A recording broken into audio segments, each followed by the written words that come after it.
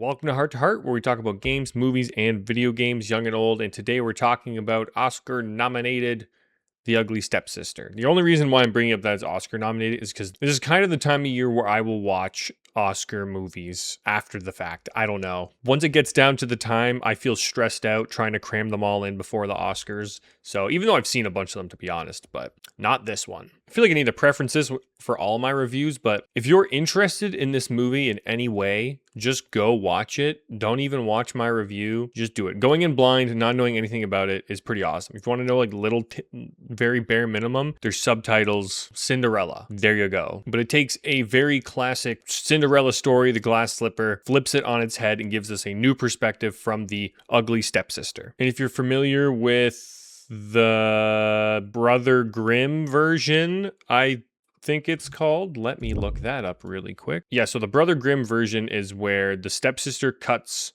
like part of her toes off so that she can fit into the shoe, the glass slipper. It's like a much darker twist on the classic Cinderella story. So it's not exactly like that version, but that is, I think, a good basis of understanding for this story, if that's all the information you want. And for the advertisement for this movie, that is exactly what is on the advertising, is that. So, but I still thought it'd be from the perspective of Cinderella, and it's not. It is from the perspective of the stepsister, which I didn't even realize way too far into the movie. I realized, oh, that's Cinderella, because the movie just tells you. And they're like, yeah, read to me, Cinderella. And I was like, that was a good one. Wow. And I was like, yeah, that's Cinderella. Oh, right. Because you kind of realize that the character you're following in the story is going to have a much tragic life. Everything's going to be tragic, even though up until that point, it's been tragic. You just kind of are hoping for a happy ending, maybe. But yeah, no, this is not a feel-good movie in any way, shape, or form. Sure, there's like a little bit of an uplift. Blah, blah, blah, blah. Sure, there's a little bit of an uplifting ending, but in no way is this a happy, feel-good movie. It is a dark horror, body horror drama, and apparently a comedy, which I don't see much of that. Let me read you my letterbox really quick and I can build off that. A really good perspective shift on the Cinderella story we know. If you've heard of the version of Cinderella where the stepsister cuts her toes so she can fit into the shoe, it's that. A slow burn with unsettling moments and body horror. There's a lot of that. That's a big crux of the whole movie. You know, you have this ugly stepsister going through basically torture to make herself look beautiful for the prince. And they don't shy away from these moments, like when they are breaking her nose to give her a nose job and cutting off her braces. Probably the biggest thing in the movie is they give her a tapeworm so that she can become skinnier. And they don't shy away from these moments at all. They are disgusting. There's even a couple moments where I felt like I was going to be sick. And then when the characters stopped being sick, I was like, wow, I feel better. But that's a great movie. It's a great movie right there.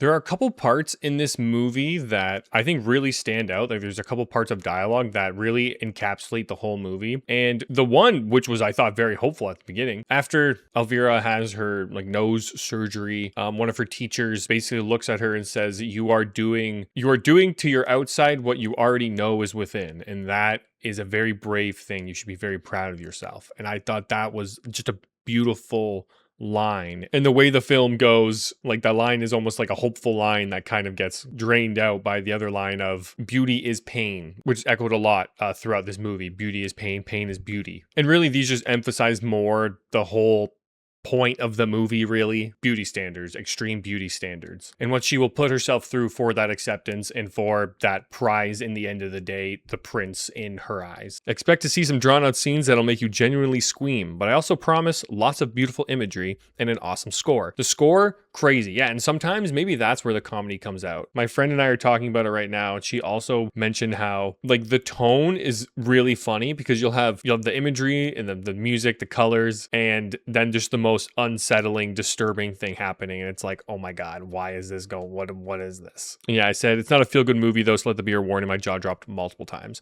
Another thing I want to add is that for a movie that's like, it's very grounded in a real, it's very grounded, it's very real. There's a family, they're they're trying to basically marry off one of their daughters to a prince so that they can be rich and have a good life. But then they throw in those Cinderella aspects, like when she makes a wish and like her fairy godmother, which isn't really her fairy godmother. It's like her mom coming from the heavens. And she's like, no one will recognize you with the veil on as long as it's till midnight. Oh, and by the way, the pumpkin will turn back into a carriage as well. And you're just like, the what now? Instead of, they don't really show the carriage, they just show when the stepsister gets back to the house, there's just a pumpkin on the front step or on the front area. So you're like, ah, there's the pumpkin, you know? So it still feels extremely grounded to everything you're seeing. And the scene I just mentioned when her mother kind of comes down from the heavens there, like there are some beautiful shots in that scene. I swear it's a painting. I don't know what it is, but it's like she got her hands on the table like this and she's looking up into the sun. And it's just such a beautiful shot. And it's like she's looking up to the angels. If I can remember what it is, I'll show it, but we'll see. Really, the movie, it's pretty gross. There's some really gross scenes. Like I